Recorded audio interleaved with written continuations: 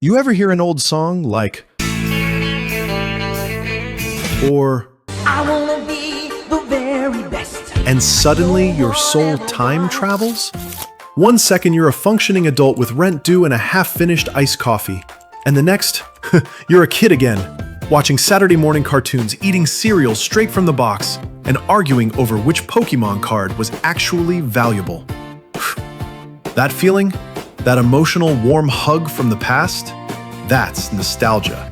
And it's not just a cute vibe, it's psychological sorcery. It can lift your mood, reduce your anxiety, and even, get this, make you feel physically warmer.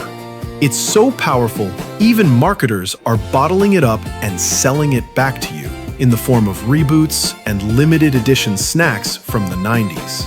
But why do we crave it so much? Why does looking back feel so good, even when the past wasn't always great?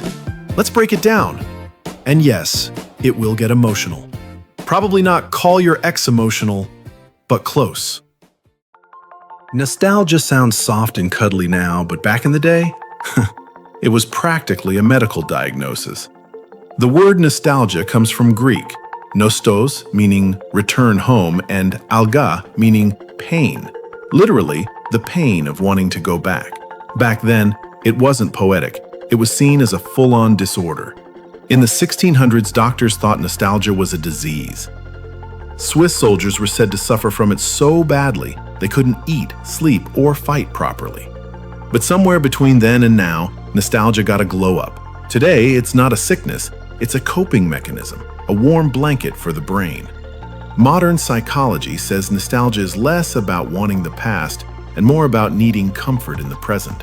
It's not just about remembering, it's about feeling the past, like emotionally microwaving a leftover moment and savoring it all over again. And let's be honest, adulting is hard. Nostalgia? It's your brain's way of emotionally regulating the now, by borrowing strength from a memory. So, what's actually going on in your brain when nostalgia hits? It's like a group chat between your hippocampus, amygdala, and dopamine system, and they're all screaming, OMG, remember this? Here's the breakdown. Your hippocampus digs up an old memory, like the smell of crayons or the sound of dial-up internet. Your amygdala, the emotional drama queen of your brain, goes, this was a good time. I felt safe. And then your reward system kicks in and floods your brain with dopamine, the feel-good chemical that's also involved in things like falling in love or binge-watching 17 episodes of a show you've already seen. Basically, nostalgia hijacks your brain's pleasure center and throws a surprise party in honor of 2003. And get this, studies show that nostalgia can literally warm you up, like body temperature-wise.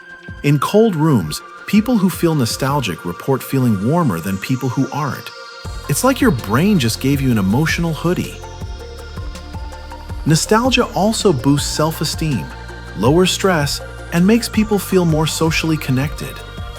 Of course, companies figured this out and now pump your feed full of, you grew up in the 90s if you remember this posts, and you click every single time.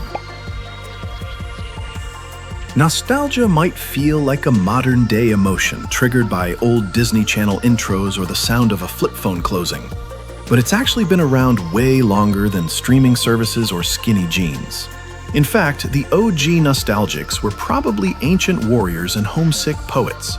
Take Homer's Odyssey, for example.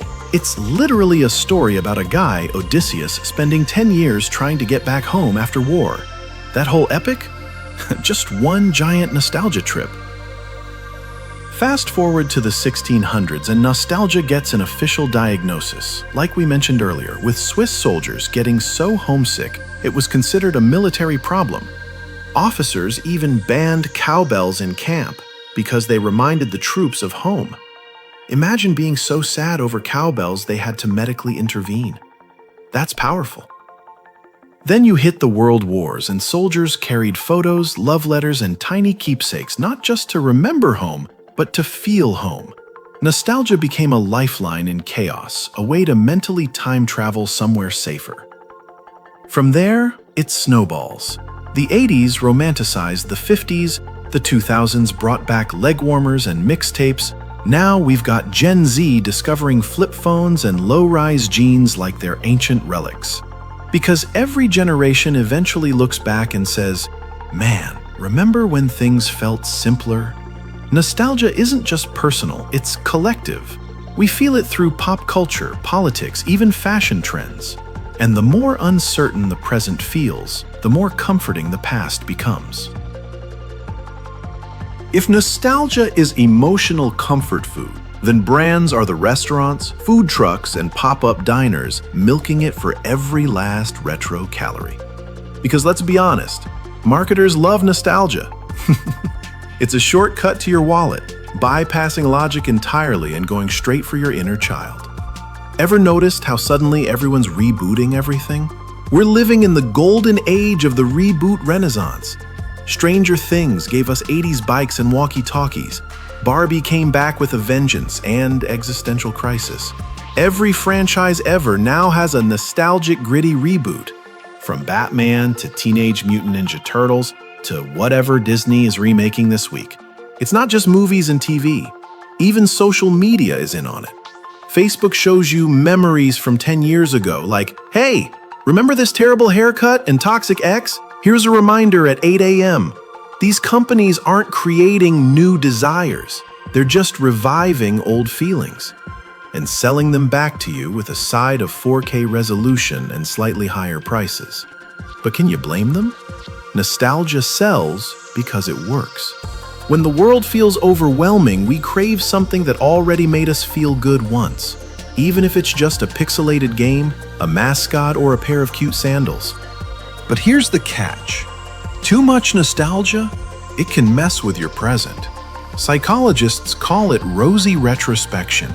That's when your brain puts a soft Instagram filter on the past and edits out the awkward parts. You don't remember waiting 45 minutes for LimeWire to download one song, or how your Tamagotchi literally died if you forgot to feed it for half a day. No, you remember how simple life was back then. When nostalgia turns into full-blown escapism, it can stop you from facing the now. It's easier to rewatch shows you've already seen 12 times than to deal with that uncomfortable email, or start the project you've been avoiding since 2022. In the worst cases, people can get stuck in what researchers call nostalgia proneness, constantly yearning for the past and feeling out of place in the present, which is poetic, but also slightly tragic. It's like being emotionally stranded in a blockbuster that never upgraded to DVDs. So why do we crave nostalgia? Because it's not really about the past. It's about how the past made us feel. Safe, loved, excited, alive. It reminds us of who we were, what we've survived, and sometimes even what we've lost. In a world that's always speeding up, nostalgia slows us down. It lets us take a breath, recenter, and remember that we didn't always feel this stressed, this overwhelmed, or this grown up. And yeah, maybe we're all just trying to relive those little moments before the bills, the burnout, and the never-ending software updates. But that's okay, because nostalgia isn't about going back. It's about bringing a piece of who you were into who you are now, and holding on to that spark as you move forward. So tell me, what's one nostalgic thing that still hits you in the feels every time? A song, a snack, a show? Drop it in the comments. Let's build a virtual time machine together.